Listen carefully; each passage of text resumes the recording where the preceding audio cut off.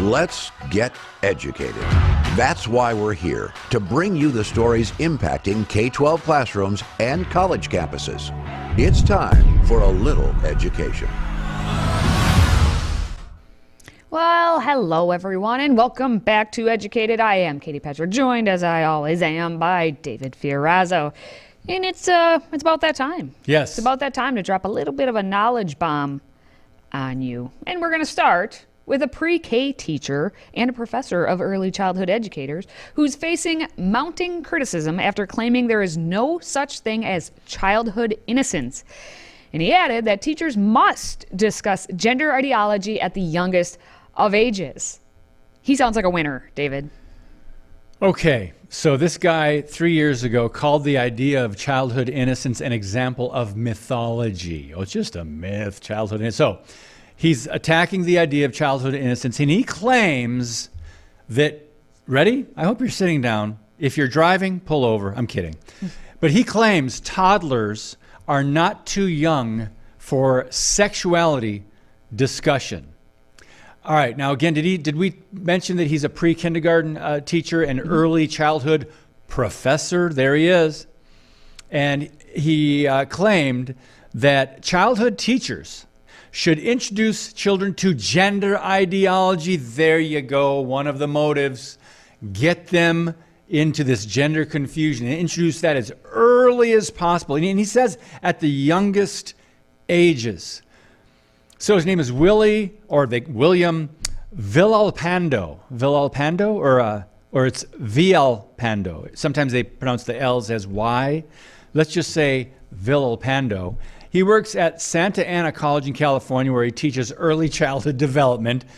You know, that's another shocking thing here, Katie Petrick, that if you think about some of these teachers going in to the school already having their motive to do this, to indoctrinate kids to this gender surrender movement, this ideology, early childhood development teachers, and they're thinking, okay, this is prime, I can get in there. They're just developing these young children. Isn't that scary to think about that they would actually some purposely do that? Well, that's called dedication in their minds, because they want to get your kids as young as possible. Mm-hmm. And I've been saying it for several years now. We had kindergarten, 5 years old, the schools get your kids. And then all of a sudden 4K became such a popular thing. Oh, now at age 4, the schools can get your kids. And now it's 3K. At the age of 3, the schools can get your kids. I am convinced that they are going to start attaching schools to hospitals. So as soon as your kid gets popped out, your kid will be in school the very next day. You'll get your vaccines, and then the kid will be in school the next day. Because that's what they are trying to do in a lot, specifically with this case, with Willie, as he goes by. He wants the children as young as possible so he can teach them the ways that he wants to see the world, not the ways that the world actually is. He wants to ruin that childhood innocence, and that's why he's attacking this idea. He's trying to get that idea of childhood innocence out of your minds so that your kids won't even know what they're missing out on. This is their new childhood of what it should be. And so he posts on his own social media accounts, his Instagrams and all of that. Can we talk about childhood innocence? Yes, he put, can we talk about childhood innocence? And he said, there is this common mythology that children live in this world of pure innocence, and that by introducing or exposing them to the real world, adults are somehow shattering this illusion for them. Therefore, there is a banning of topics and issues that children should not be exposed to, as if they are not experiencing them already. And of course, he cites Falker 2013, writes that childhood innocence attracts a great deal of cultural attention and energy, both positive and negative, and is privileged and all this other blah, blah, blah, blah. This is what this guy is doing. So he doesn't want you parents to try and keep that innocence in the children. He wants your children. Yeah. And he wants to steal every little joy out of them and be molded into what he views as being good and proper, which is not anything. Yeah, isn't that the system, though? The system doesn't want the parents to raise the kids, especially if they believe in the biblical worldview. They believe in God and the Bible and that kind of morality, the God's law, the Ten Commandments. Throw that out. They're trying to get to these kids as young as possible. And I think we have a video on this. Am I right? Okay, no video. So I wanted to say something about that picture of him wearing the social justice T-shirt. Now, look up, please do me a favor, please. Go pull up your dictionary on your computer or at home. Look up the definition for justice, okay? You'll get an idea. And then if you're a student of the Bible, you'll understand God is just. God is true and righteous and just. And his judgment is perfect. But when you put a word before justice, it's no longer justice. So that T-shirt said, teach children social justice. So that means basically you're saying teach children lies, because social justice is not true justice. Does that make sense? Mm-hmm. And this is what a lot of teachers believe. Social justice, socialize those kids into our anti-biblical, anti-this worldview, our ideology, and get them as early as possible. Well, now we have at least a way to fight back, because the argument keeps being like, the system is not fair. The system, I'm going to fight back on them now. They created a system where they don't let your children have innocence anymore. Do you want to exist in that system, or is that a injustice of their system? You see how we can just fight back with our own back and forth? This is where this nonsense has gotten. Now, Willie, in case you care, was last, I guess, documented to be working at the Rialto Unified School District pre-K division from 2016 through at least June 2021. Now, that's the latest data that they have. We're trying to find out if he's still teaching your youngest of children and ruining their innocence, taking it all away because a 3-year-old needs sexuality training in his mind. Sicko. He's just a sicko. I have a 3-year-old. This man is a sicko. Yes. Yeah, well, he said, I'm tired of the childhood innocence argument. In other words, children are not innocent. So, I mean, if you've had young children, if some of you, moms, you've got babies right there with you, watching this, he's saying they're not innocent. But here's what else on this other occasion. He went on to attack the idea that children shouldn't be exposed to sexuality. And he claims that, quote, such a view, in other words, we don't want young children, or if they want the parents to take care of it at home, we don't want young children hypersexualized. He's saying such a view is very white, Christian, upper class, cisgendered, and heterocentric. I think is it David Fiorazo? I guess so. I guess I might fall into. Are you upper class and I didn't even I don't understand think I'm there, it? Oh, well, I guess you're okay then. I guess I'm. The rest of them, though. I guess I'm. No, actually, I'm not even white. Look at my shirt. Look at this shirt and look at my face. Am I white? Am I white? No. White. We all have different. That's the whole. Now let's do a session on race. We all have different shades of melanin. One blood, one race. Anyway, that goes back a long way. But he's saying if you believe, that you shouldn't sexualize young children, then you are white, Christian, upper class. So what is heterocentric? That means you're focused on heterosexual, heteronormativity. Believing society is like that, yeah. He continued back in September of 2021 to say that not talking about queerness in the classroom is not letting children be children. Okay, double negatives. I hate when people do that. So can you explain those people that? Yeah, it's telling those people they do not deserve to exist. He put this out on the social medias. So when you're saying you have it says you have queer kids in your class, you have queer family members in your class. Not talking about queerness in the classroom is not letting children be children. It's telling those people they do not deserve to exist. Oh, does it? Does it now? Is that what it's saying? Or is that you just projecting what you want them to think about and be focused on all the time instead of, running around and playing with their friends and building blocks and, learning to read and count, ABCs, 1, 2, 3s, all that goodness? Instead, they should be super focused on the queerness in the classroom, or me projecting it onto you because Willie here is having his own personal struggles. Which one is it? All right, Katie. We've got to move on. Still to come.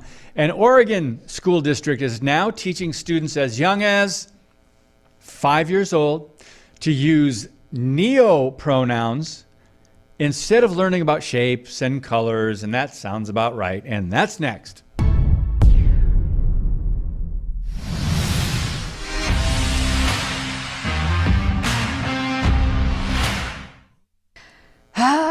Ooh, yes. More crazy. In Oregon now, the social science curricula for K-5 are very much so on the watch list, parents here, especially when they include a pronoun nonsense. Now, we're talking about, of course, the Beaverton School District, because we're in Oregon, and haha, the Beaverton School District, although it's an actual location, Beaverton, Oregon, where there are 39,180 students being served in this whole district. Served? And served. And their social science curricula for K-5. They have, in that curricula, it instructs on neopronouns. Here's a new term for you, everybody. Please. Basically, it just means new pronouns, replacing he, she, or they. So anytime you see the z, zer, z, za, gru, shish, ach, hu, ha, he, hum, all of those pronouns are neopronouns. Oh, they're all neo. Everything's neo. Oh, brother. Yeah. But did I 'cause say he, she, they? Who needs it? Did I see this is 4-year-olds? It's all of them. It's K through 5. I mean, it's 5 years old, and don't worry, it's coming to a school near you, I'm sure. Now, listed under the Lesson 1 activities section in the Beaverton School District K through 5 Elementary Social Sciences Curriculum, and Activity 7 are the picture books called They, She, He, Me, Free to Be by Matthew Smith Gonzalez and Maya Christina Gonzalez. And then the other one is The Pronoun book by Chris Ayalo Kronos. And now these books are listed as optional. Just want to make that clear. But in the They, She, He, Me, Free to Be book, the authors wrote how kids are given a name and a pronoun when they are born. And the book states that as you get older and know yourself more and more on the inside, some of the ideas of she and he may fit you, and some of them may not. Oh, is that the truth? No. Now, in the other book, the pronoun book, if you will, whose author, again, Aya Kronos, said that how do you know what someone wants to be called? And in the book, you look at the next page and it says, you ask. Gosh. How do you know what someone wants to be called? Very important question Ask. in life. And the children's book goes on to list each pronoun: he, she, they, him, her, them, all that stuff. But now, I mean, these pronoun books are going to have to become dictionaries, because everything, every word, every letter combination you can come up with can be a pronoun. A pronoun can be anything, because there are no rules anymore. So how can you even possibly, you ask someone, and that answer may change from minute to minute, hour to hour, day to day. It's nonsense. It's all nonsense. But this is what they're teaching in the Beaverton School District K-5 Elementary Social Sciences curricula. Not exclusive to Beaverton, Oregon. No, it's not. Right? This is across the country, friends. And we'll be reporting on it in the days and weeks to come. I'm just going to say, I still can't believe how they're getting away with they have access to the youngest of the youngest of children, and they have access. Think about that word, parents. And if you don't have kids in school anymore, just understand when your kids were young, who had access to your children? Who were the influencers, the teachers? They're indoctrinating these kids at such young ages, and the kids don't know. Kids don't think about this stuff. I mean, even when I don't know at what age would you start thinking about this, but they're wanting to put it out there, right? Now, the Willie from last story that we talked about would say, David, you white Christian, That's hetero, right. whatever, Cisgender, whatever. upperclassman. He would say, David, there is no such thing as innocence, and stop saying, right. Why would you need to protect them? They're Yep. not innocent. And then he would continue on to say, you're talking about parents as if they're gatekeepers, as if they are the ones who should be making the decisions for their children as to what should be taught or who should have access, as you say to them. How? That's not true, David. This is what Willie would say from last story. Well, It's sad, isn't it? Willie has some problems. I'll admit, my first gut reaction when I see a headline like this, or when I see a story, my first reaction is to just, if I was a violent man, I would really want to take care of that person This is and true. put him out of his misery. But that's not the solution. First, I believe we need to pray for these people because some of them are really, truly deranged. Some of them are dealing with mental illness. Some of them are deceived. Others are deceivers. And Willie, doing it on purpose, he's got an agenda. He was in the Pre-K. Pre-K. He had an agenda to form these kids at the youngest of ages in a way that was against the Christian worldview, against their parents, against nature, against God, right? So we've really got to understand that we need to have compassion for these people, but that doesn't mean we need to stay silent and not expose this wickedness. And it is wicked what they're doing. And we're going to have more of that coming up because we have a preschool teacher in Massachusetts who got busted for allegedly creating OnlyFans content on school grounds for her paid subscribers. Of course. Apparently, morals and values simply do not exist anymore. Stay with us. Today's show is sponsored by our friends at MyPillow. Save up to 66% on pristine quality bedding, towels, slippers, signature pillows, and much more when you use the code EDUCATED. That's EDUCATED. Educated. Support this show and a great American company.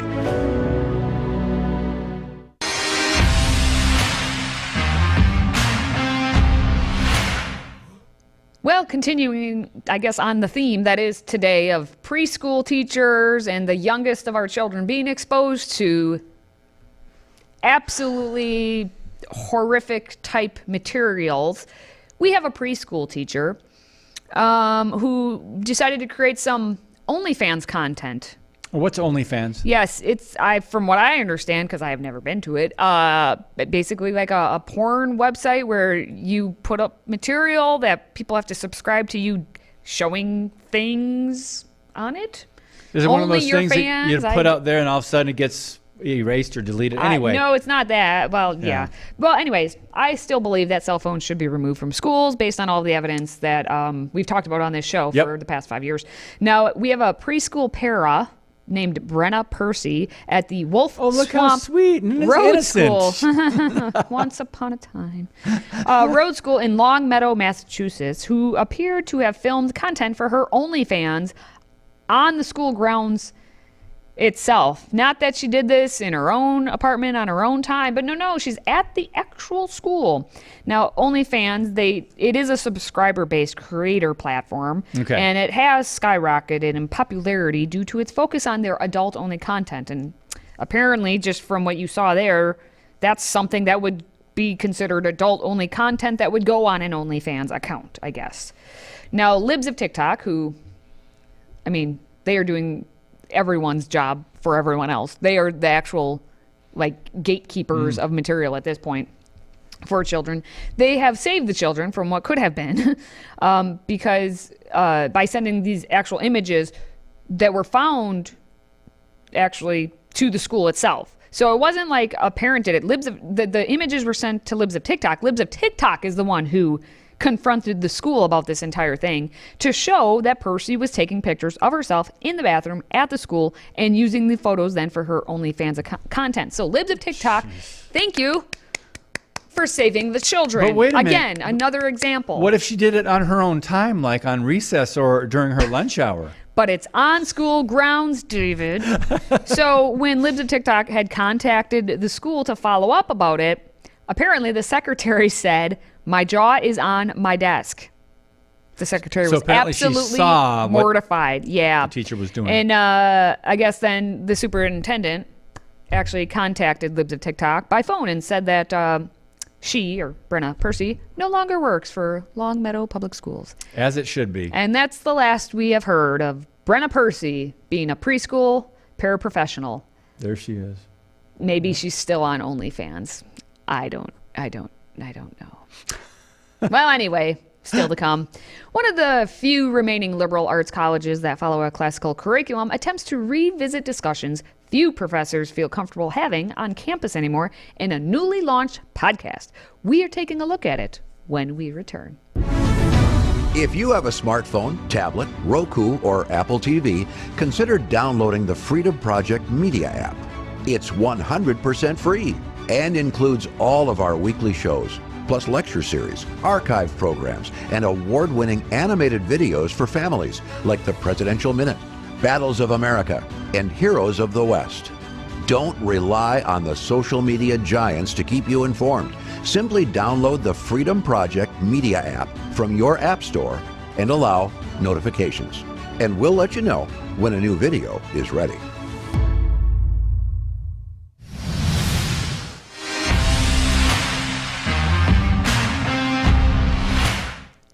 All right, friends, great books. College launches entirely unscripted, bold podcast series. One-on-one conversations about ideas that inspire them. One of the few remaining liberal arts colleges that follows a classical curriculum is expanding its offerings with a free Great Books podcast and also videos designed to be approachable to all. It's St. John's College right there, continuing the conversation. And it will feature faculty members and one-on-one conversations about ideas that animate them. Watch this video. Socrates says to his friend, Phaedrus, where are you coming from and where are you going? Everything in my world is in the moment I put my pen to paper, my brush to paper, that everything's at stake. What do you make of that? What is that about? One might hear the distinction between the life of the mind and this embodied life and think that they are separate things. Can you talk about the relationship between those two? And then he throws a stone into it and then watches the concentric circles move out. If the physical world were enough, you would just be staring infinitely into it. But that's not what it is. It's somehow the alteration of the physical world where you see your own mind reflected in the kind of literal, in that case, turbulence.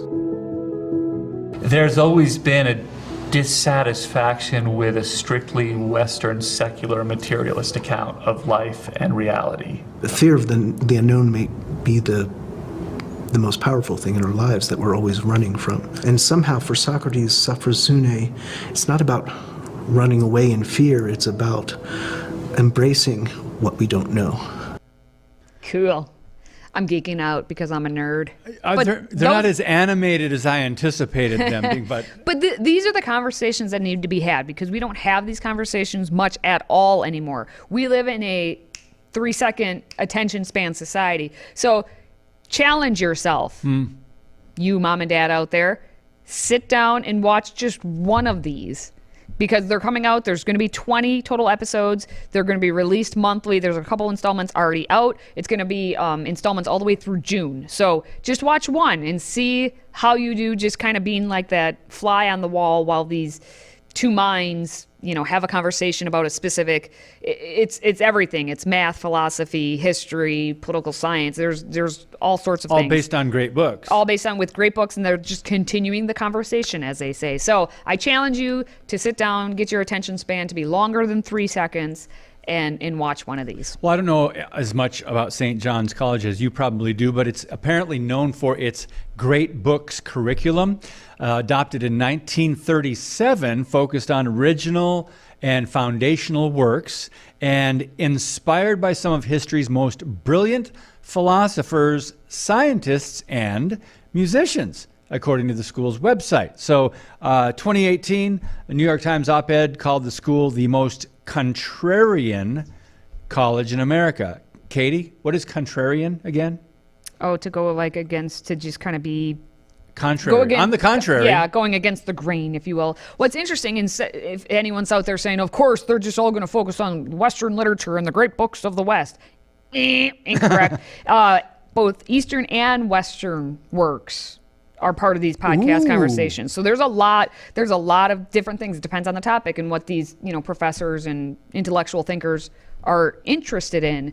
And that's why it's something worth just sitting down and taking in. For whatever you can get value of it, just attempt to watch one of them, one that sounds remotely interesting to you, and challenge yourself to watch and to learn something. Because again, we live in a 3-second attention span society, and we don't think beyond what was that? Next? Come again? Huh? Yeah, and don't think this Moving is on. all philosophical and ethereal. This is one podcast, for example, scheduled to come out in April, will focus on the Civil War and President Lincoln's speeches, including the Gettysburg Address. So that, to me, would be interesting, more interesting as maybe some of the other ones. But yeah, I would check them out. Yep, there is a Shakespeare one that's coming out later about just one of his sonnets, just one. And obviously Shakespeare could be, you could go on and on.